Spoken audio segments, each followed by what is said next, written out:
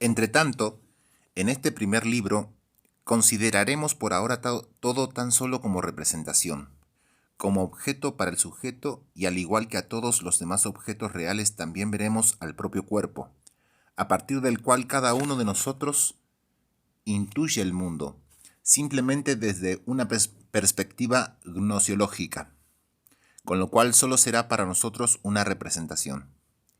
Ciertamente, la conciencia de cada cual, que ya se sublevó contra la explicación de tomar a los demás objetos por meras representaciones, se resiste todavía más cuando es el propio cuerpo lo que debe ser simplemente una representación.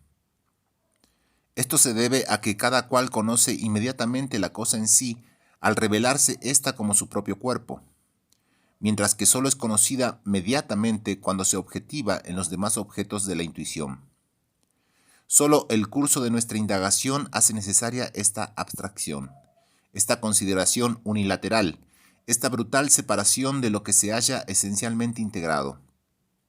Por eso aquella resistencia ha de verse provisionalmente reprimida y apaciguada ante la expectativa de que las consideraciones ulteriores complementen la parcialidad de las presentes con miras al conocimiento cabal de la esencia del mundo. El cuerpo nos es aquí, por tanto, un objeto inmediato, esto es, aquella representación que constituye el punto de partida del conocimiento del sujeto, puesto que él mismo precede, con sus variaciones inmediatamente conocidas, a la aplicación de la ley de causalidad y suministra a ésta los primeros datos. La esencia de la materia, como se ha indicado, consiste en su obrar. Hay efecto y causa, pero sólo para el entendimiento, que no es sino su correlato subjetivo. Pero el entendimiento nunca podría lograr aplicación alguna si no hubiese además algo distinto de lo que partir. Tal cosa es la mera sensación sensible, la conciencia inmediata de las variaciones del cuerpo, en virtud de la cual dicho cuerpo es un objeto inmediato. Por consiguiente, la posibilidad de la cognoscibilidad del mundo intuitivo la encontramos en estas dos condiciones. La primera es, si la expresamos objetivamente, la capacidad de los cuerpos materiales para actuar sobre otros produciendo variaciones mutuas, ya que sin esta propiedad genérica de cualquier cuerpo material no sería posible intuición alguna, ni siquiera mediante la sensibilidad de los cuerpos animales. Pero si queremos expresar subjetivamente esta primera condición, diremos que es ante todo el entendimiento el que hace posible la intuición, pues ésta solo procede de él, y solo para él vale la ley de causalidad, la posibilidad de efecto y causa, y solo para él y por él existe el mundo intuitivo. La segunda condición, sin embargo, es la sensibilidad de los cuerpos animales, o la propiedad de ciertos cuerpos para ser objetos inmediatos del sujeto. Las simples variaciones que los órganos sensoriales padecen por la influencia externa que les es específica han de llamarse representaciones, en tanto que tal influencia no provoca dolor ni placer. Esto es, no tienen una significación inmediata para la voluntad y pese a ello son percibidas, por lo que solo existen para el conocimiento. Y en este sentido sigo que el cuerpo, al ser conocido inmediatamente, es un objeto inmediato. Ahora bien, el concepto de objeto no ha de tomarse aquí en su sentido más estricto, pues merced a ese conocimiento inmediato del cuerpo, que precede a la aplicación del entendimiento y es la mera sensación sensible, no comparece el cuerpo mismo propiamente como objeto, sino los cuerpos materiales que actúan sobre él, pues todo conocimiento de un auténtico objeto, o sea, de una representación intuitiva en el espacio, solo es tal por y para el entendimiento. Por tanto, no antes, sino después de su aplicación. Por eso el cuerpo es conocido como auténtico objeto, esto es, como representación intuitiva en el espacio, al igual que todos los demás objetos. Solo mediatamente, merced a la aplicación de la ley de causalidad al influjo de una de sus partes sobre las otras, es decir, cuando el ojo ve al cuerpo o la mano lo palpa. Por consiguiente, la forma del propio cuerpo no nos es conocida a través del mero sentimiento común, sino tan solo por el conocimiento, solo en la representación, esto es, que solo en el cerebro se presenta el propio cuerpo como algo extenso, estructurado y orgánico. Un ciego de nacimiento adquiere esta representación mediante los datos que le da el tacto. Un ciego sin manos nunca aprendería nada sobre su figura, o a lo sumo la inferiría y reconstruiría a partir de la actuación de otros cuerpos materiales sobre él. Así pues, cuando llamamos al cuerpo objeto inmediato, ha de entenderse con esta restricción. Por lo demás, conforme a lo dicho, todos los cuerpos animales son objetos inmediatos, es decir, puntos de partida de la intuición del mundo para el sujeto que lo conoce todo y que justamente por eso nunca es conocido. El conocer con ese movimiento que él mismo condiciona mediante los motivos es por ello el auténtico carácter de la animalidad, tal como el movimiento por impulsos es el carácter de las plantas, aun cuando lo inorgánico no tiene otro movimiento salvo el operado por las causas en sentido estricto. Todo esto ha sido examinado con detalle en el parágrafo 20 de la segunda edición de mi tratado sobre el principio de razón, en el capítulo 3 de la primera parte de mi tratado sobre ética y en el parágrafo 1 de mi tratado sobre la visión y los colores. Por tanto, remito al lector a esos pasajes. Nota al pie. Se refiere a los dos problemas fundamentales de la ética. Traducción, introducción y notas de Pilar López de Santa María, siglo XXI, Madrid, 1993. Esta obra contiene dos escritos. El primero, titulado En torno a la libertad de la voluntad humana, el aludido aquí, fue premiado por la Real Academia Noruega de las Ciencias en 1839. El segundo, acerca del fundamento de la moral, fue desestimado por la Real Academia Danesa de las Ciencias en 1840, pese a ser el único presentado. En 1841, 2 años antes de la segunda edición de El mundo como voluntad y representación, Schopenhauer los publicará conjuntamente. De lo dicho se deduce que todos los animales tienen entendimiento, incluso los más imperfectos, pues todos ellos conocen objetos y este conocimiento determina su movimiento. El entendimiento es el mismo en todos los animales y en todos los hombres, pues en todos tiene la misma forma elemental, conocimiento de la causalidad, transición del efecto a la causa y de la causa al efecto, y nada más.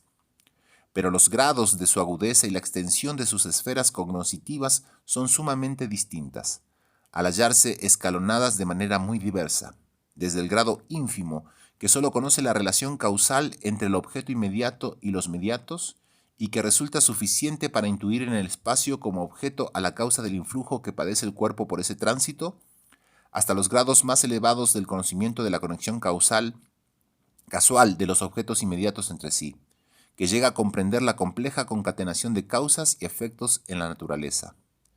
Pues esta comprensión le corresponde al entendimiento y no a la razón, cuyos conceptos abstractos solo pueden servir para asumir, fijar y relacionar lo comprendido inmediatamente, no para producir la comprensión misma.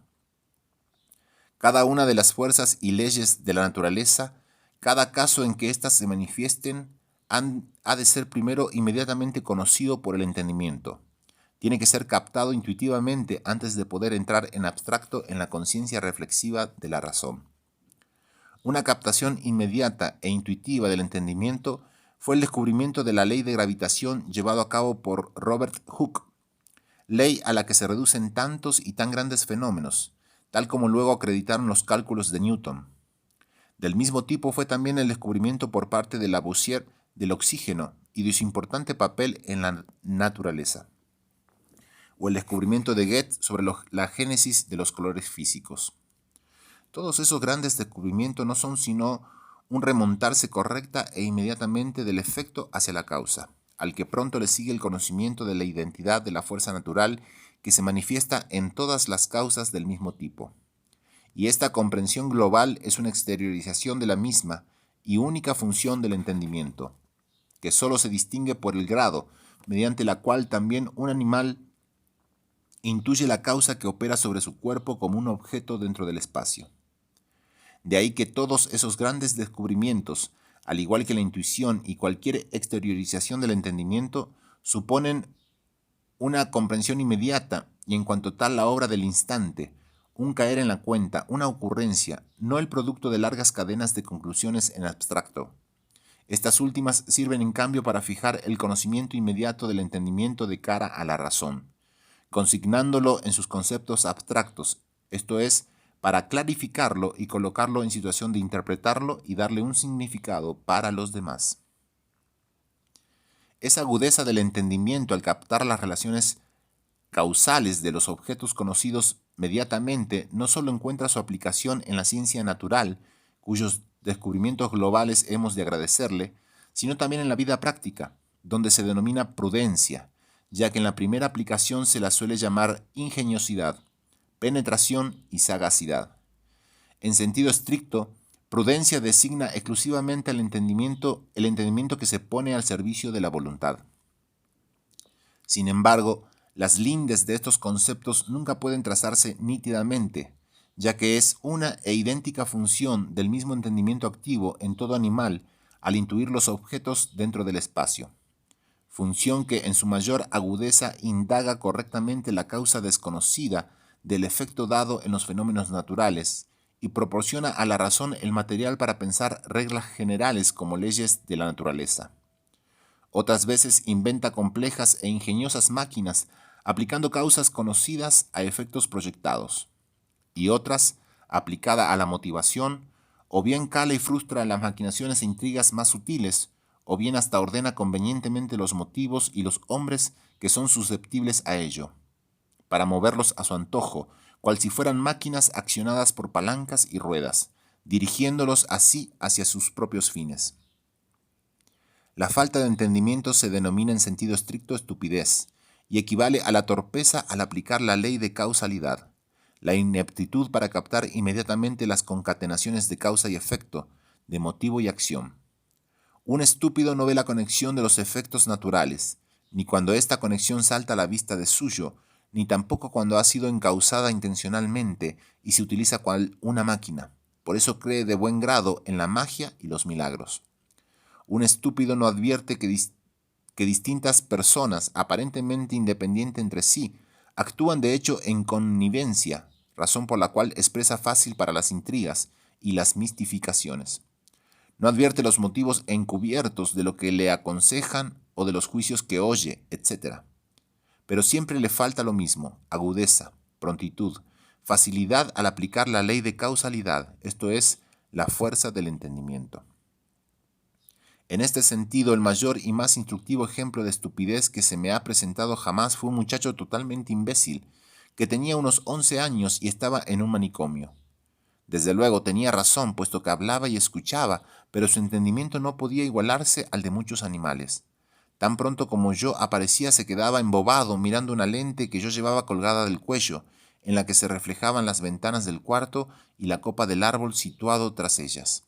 Esto le producía tanto asombro y alegría que no se cansaba de mirarlo con estupefacción, al no comprender la causalidad inmediata del reflejo. Tal como los grados de ingenio del entendimiento difieren mucho entre los hombres, todavía difieren mucho más entre las distintas especies animales. En todas, incluso aquellas que se aproximan a las plantas, se da entendimiento suficiente como para pasar del efecto en el objeto inmediato al interpretado como causa. Por tanto, a la intuición, a la aprehensión de un objeto, pues esto es justamente lo que los convierte en animales, al darles la posibilidad de moverse con arreglo a motivos y con ello la posibilidad de buscar o cuando menos aprovechar el sustento, mientras que las plantas solo se mueven por estímulos, a cuyo efecto inmediato han de aguardar o por el contrario perecer, sin poder perseguirlos o adoptarlos. En los animales más perfectos admiramos su enorme sagacidad, tal como sucede con los perros, elefantes, simios y zorros cuya astucia ha descrito tan magistralmente Buffon.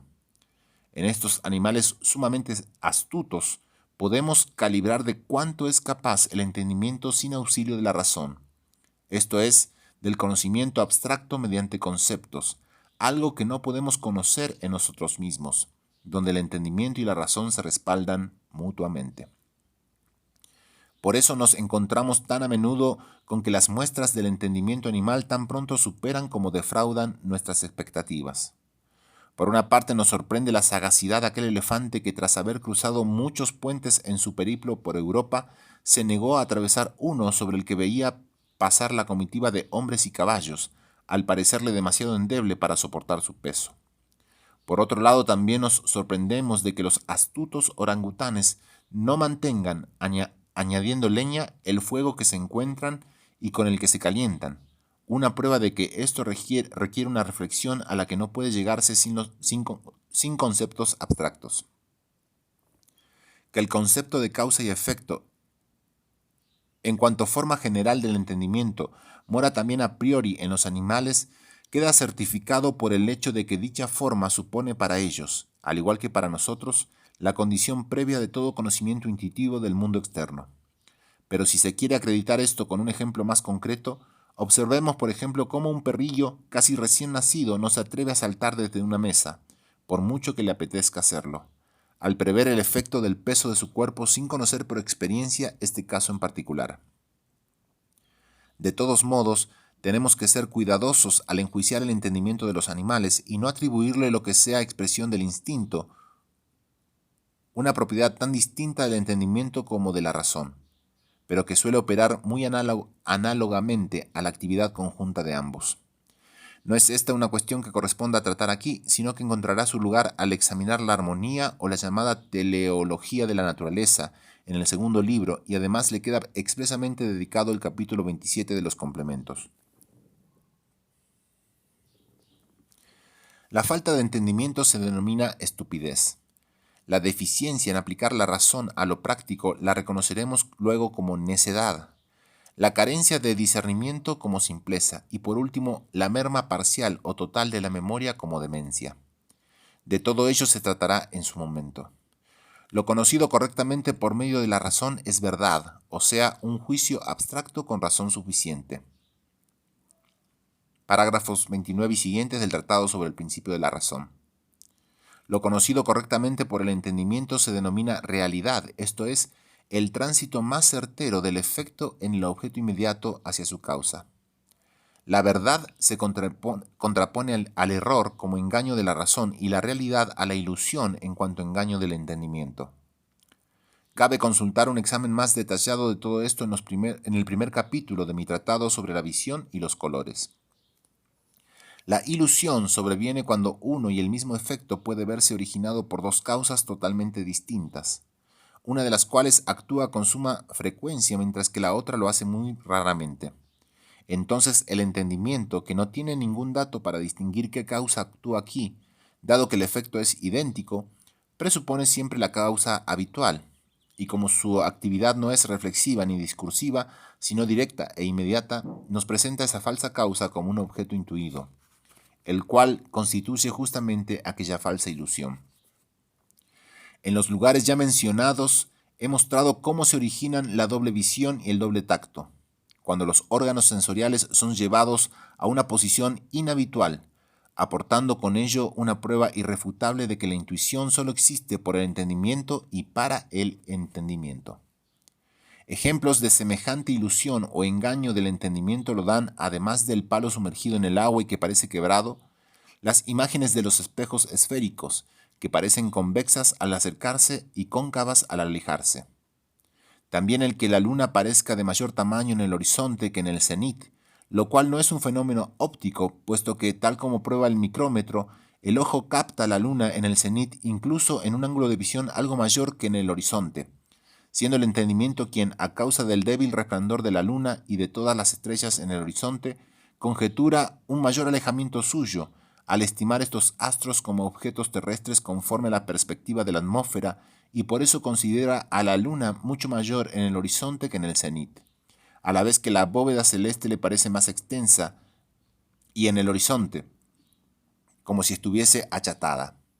Esta misma estimación falsamente aplicada según la perspectiva de la atmósfera nos hace tener por mucho más cercanas de lo que están, y en detrimento de su altitud, montañas muy altas, cuya cumbre solo nos resulta visible en la más pura y diáfana atmósferas, como Verbigracia el Mont Blanc visto desde Salenche.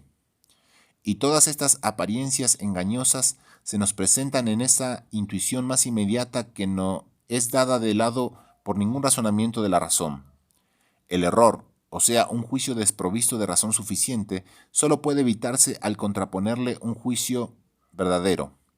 Verbigracia conocer en abstracto que la causa del débil resplandor de la luna y las estrellas no es una mayor distancia, sino el nebuloso vaho del horizonte. Sin embargo, la ilusión sigue imperando en todos los casos aducidos, a pesar de cualquier conocimiento abstracto, porque el entendimiento se halla totalmente separado de la razón. En cuanto ésta es una capacidad cognoscitiva añadida únicamente al hombre, y en todo caso el entendimiento también es de suyo irracional en el hombre. La razón solo puede saber, mientras que el entendimiento libre de su influjo tan solo le queda la intuición.